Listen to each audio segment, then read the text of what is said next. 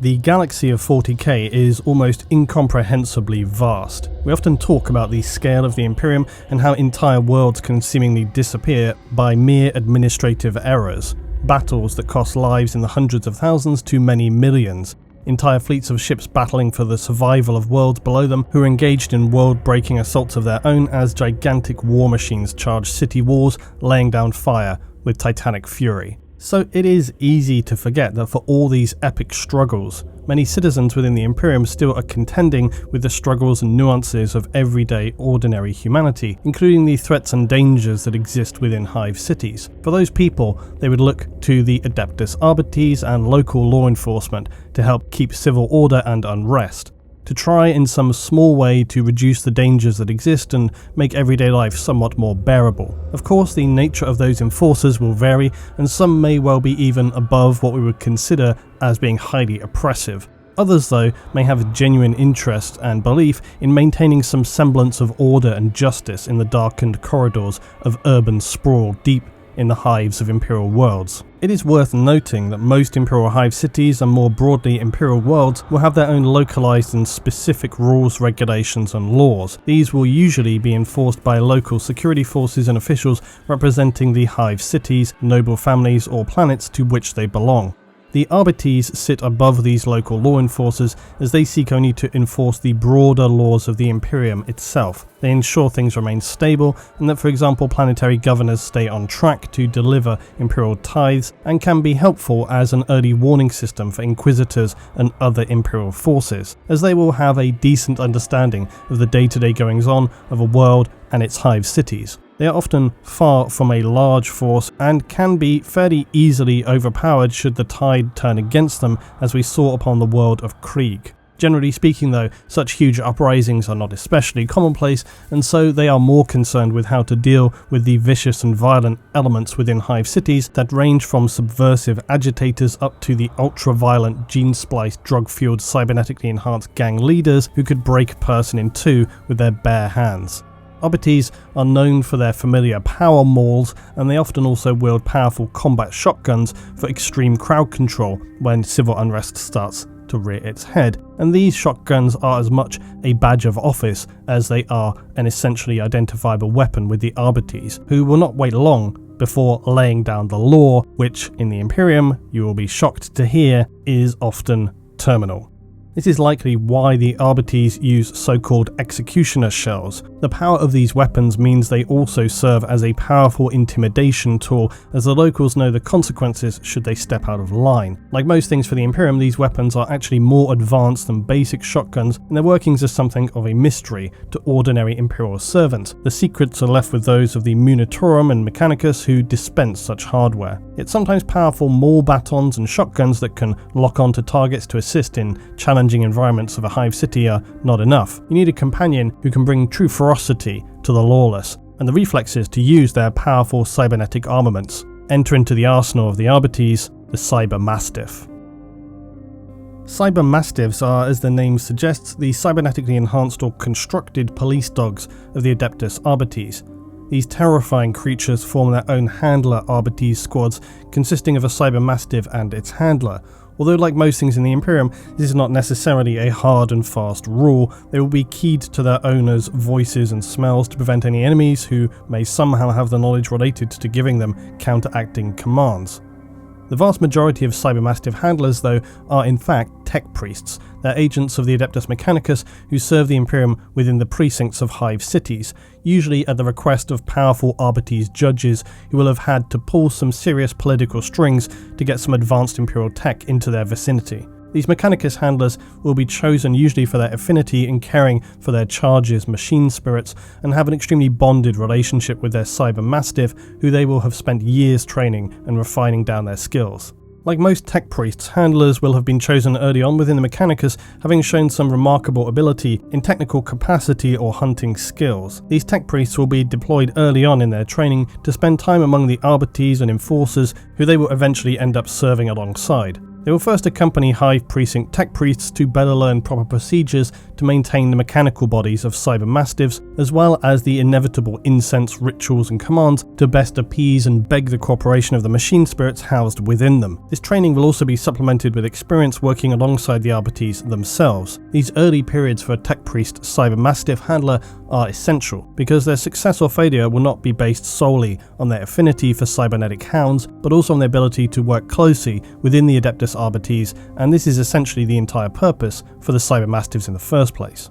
The cyber dogs of the Imperium are massive and will easily stand waist height against your average adult human, and are estimated to be generally over a meter long. The animal's body is enhanced with high-speed actuators and motor systems over a carbon skeleton, which is then wrapped in angular interlocking armor plates. Just how much, though, of a cyber dog remains the original animal or not will vary wildly. On some worlds they will remain near enough entirely organic, with just limb reinforcements, sections of armor and improved senses. Many of these dogs will retain some of their original organic internal systems, most often muscles and nerves. The location and access to advanced tech will also largely dictate just how modified or constructed a cyber dog will be. It's worth noting that even an unadapted hound will still be considerably different than those we would know today. Humanity has spent millennia experimenting and tweaking with its own genetics, not to mention the ever steadily evolving nature and abilities of humanity itself, and the same can be said for the trusty hound. Some may be constructed as almost nearly completely robotic, with only their organic wetware to classify them as a cybernetic creature, not fall into the wholly illegal AI category. The Mechanicus robots also use this loophole to avoid being classed as completely artificial constructions. These central nervous systems are thankfully not often extracted from living dogs, but will instead be produced using vat-grown or printed organic layers that are then able to take the cortical imprints required. RBT's CYBER-MASTIFFs are heavily modified with cybernetics to give them tremendous sprinting speed. Their jaws use fiber actuators to snap shut, with blinding speed and power from hydraulics to exert an absolutely merciless crushing force. Any undesirable element who finds themselves face to face with an Imperial Cyberdog is likely going to lose at least one limb in very short order if they cannot evade, for the Mastiff's jaws will snap shut faster than most can even see, and with such force the bone is crushed like it were absolutely nothing. However, often when facing the dangers and horrors of a hive city, or indeed its underhive, more is needed. When on the hunt, these plasteel beasts hound their prey, sniffing their trail using rare chems within their cybernetic sense nodes. They rest only when they have their prey or are commanded to stop. On their master's command, the beasts will engage their target to either dispatch or disable the criminal, and those RBTs classified as CYBER-MASTIFF handlers are seen not simply as a singular ally, but as one resource capable of deploying a powerful reinforcement that can match the effectiveness of an entire RBT squad. This is because CYBER-MASTIFFs are able to be fitted with also many types of sensor that multiply their effectiveness many times over. And there are a variety of scanners and detectors in use across the Imperium, which are known by the collective title of Auspexes. Bioscanners, as the name suggests, make the Mastiff capable of detecting any and all biological life forms within range of its sensor, which can vary depending on its power. The scale of life form can also be narrowed down by its handler dependent on the need. Motion trackers are again fairly self-explanatory. They can detect any movement made down to a precise scientific degree, so any target within their sensory range is very unlikely to escape, and the harder and faster they try to run, the faster the Mastiff can track them down. Some Mastiffs may also be fitted with so-called psi trackers. These are arcane tools that are able to read shifts in warp space. In lay terms, they're able to detect the souls of those nearby. This is obviously an extremely powerful and rare augment, as it basically enables the Mastiff to detect any and all individuals within a considerable area. This is also a persistent power, and the psi tracker makes its user constantly aware of any and all targets, locations and their actions. And strangely, they can also be aware of any actions performed previously. That is to say, a psi track enables us to know where someone has been and what they have done, which is very obviously useful for the RBTs. This, though, is likely more relevant to an actual Psyker's power, as a Mastiff is unlikely to be able to use this information, although it may be able to record it within its wetware for a Mechanicus or Inquisitor to extract the data at a later time. The one limitation is that a Psytrack can only detect creatures with a conscious living mind. It can also tell if an entity is demonic or show a Psyker and any of their related war gear. CYBER-MASTIFFs have been adapted so they're capable of being installed with multiple adjustable teeth types in their mouths for whatever attack pattern their handler deems necessary and for whoever they're looking to hunt down. For example, they may be configured with highly sharpened blades to surgically sever limbs, or a set of ultra-hard armor-piercing spikes to grip anything from armor to bone to flesh and never let it go. The most terrifying jaw configuration of all, of course, are those Mastiffs equipped with chain blade jaws. That's right, they literally have the equivalent of an Imperial chainsword, but in their mouth. And this means that you will have a giant cybernetically enhanced attack dog chasing you down. When its vice-like jaws finally grab hold of your leg, nearly snapping it clean off, that's when the mouth is going to start buzzing and the jaws become effectively an enclosed chainsaw, shredding through flesh, bone and metal and cutting to pieces those designated as threats to hive stability and the wider Imperium. And rightly so. As if this were not enough, some will also increase this effectiveness by also being fitted with magnetic jaw sections, allowing the Mastiff to attach itself to any metal surface, most likely to lock its jaws around an opponent. If successful, it will lock itself in position to restrain the victim. Often, it may also lock its legs then magnetically to a metallic floor, making escape by dragging the hound near impossible. Any resistance by the target may also mean the cyberdog will then begin to activate its chain bite, which even the sound of this starting up is far more terrifying than any growl, and will be enough to suppress all but the most insane and violent of individuals. Still, you might think having a handler to these animals may at least grant you some mild possibility of survival. This may be possible, unless of course the dog has been specifically pre-programmed not to leave anything that it hunts down alive. Eliminator Mastiff's targets are preloaded into their systems without any protection protocol. They're then sent out with one purpose and one purpose only: to track down and kill their specific target. And they will regularly do this with gruesome efficiency, feeding back visual data to their handler in real time. As savage as their physical weapons are, many of the dogs are also equipped with ranged weaponry mounted on their shoulders. This may take the form of las weapons, although it can also be things like voxhailers, which send out vocalizations specifically designed to trigger fear with those in range, which is often useful in large civil disturbances and riots. In order to handle all of these tools, the cyberdog's brains have been adapted to process tremendously intricate sensory input. Their senses will have been enhanced, and when it comes to dogs, their already highly advanced olfactory systems are now able to detect traces of scent that few other tools could locate.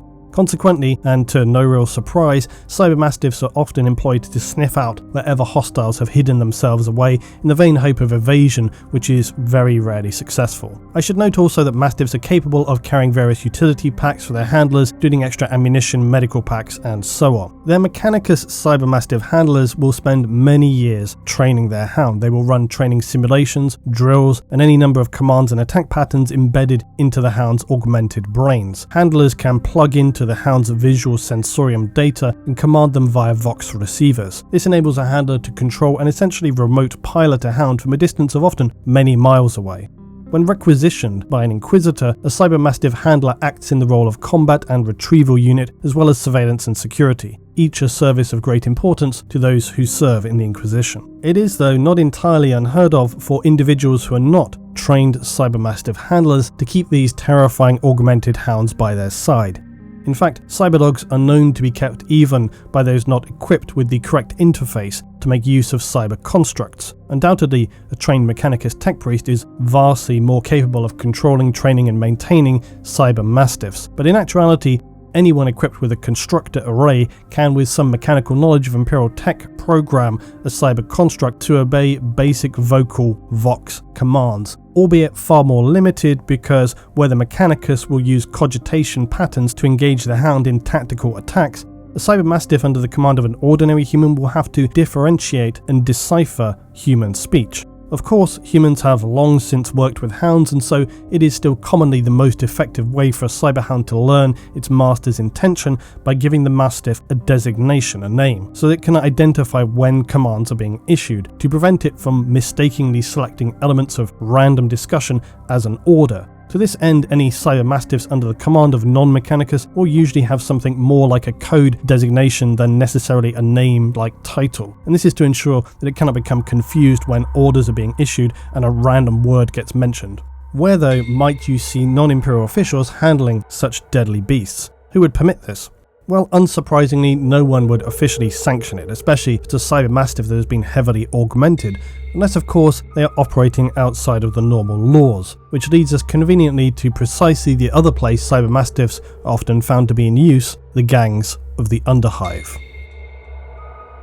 Law enforcement are not the only ones to use mankind's faithful companions across the galaxy. Ancient terror, humanity's expansion into the stars, the Dark Age of technology, and the Age of the Imperium all saw the use of trusted hounds. They've seen it all. So even now, dogs are widely kept for obviously all the reasons they have been for many millennia, their practical skills, their companionship, or just aesthetic appreciation. But beyond just those purely organic creatures, the cybernetically enhanced are used also by those less desirable elements, including Underhive gangs.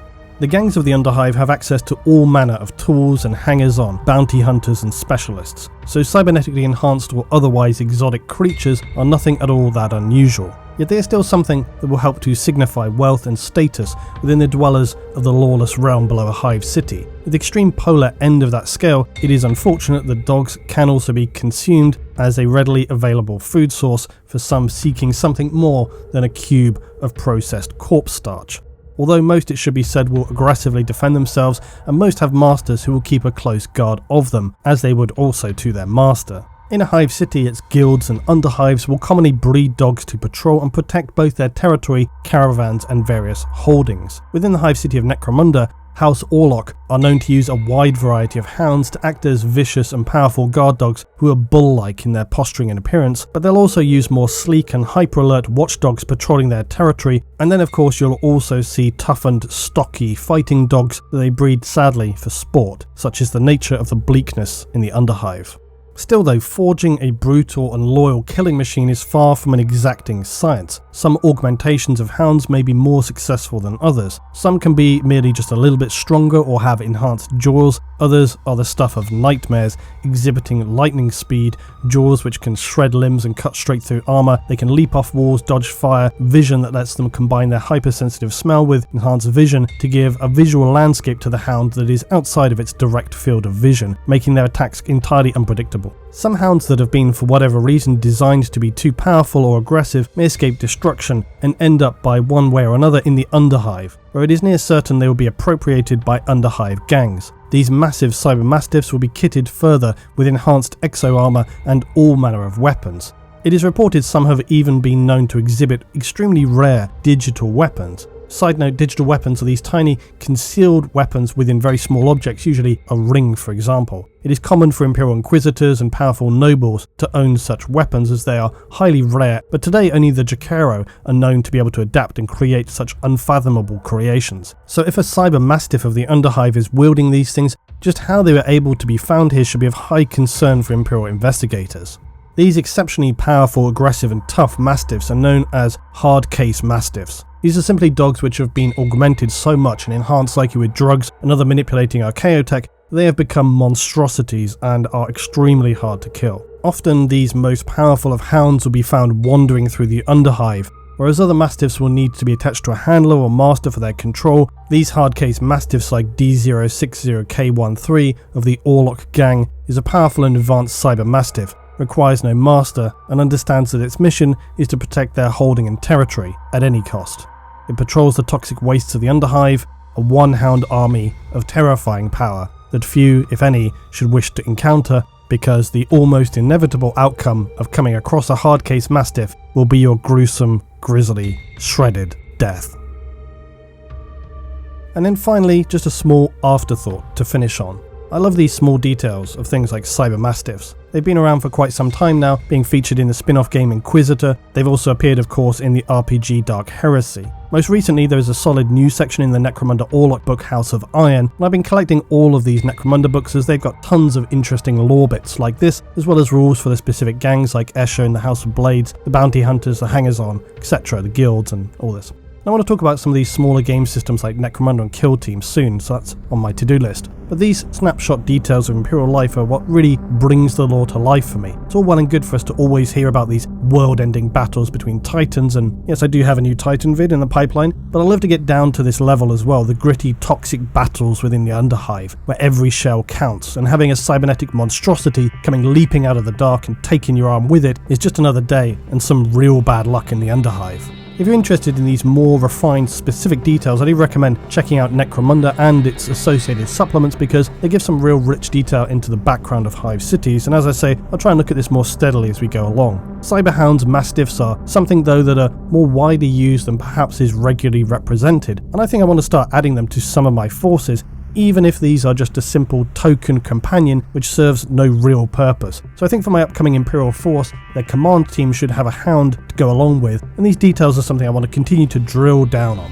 Either way, hope you enjoyed the vid today. If so, please do drop a like. If you're intrigued and want to pick up either Necromunda or the House of Iron book, my Element Games link down below. As always guys, thanks greatly for watching. I'll see you all in the next one.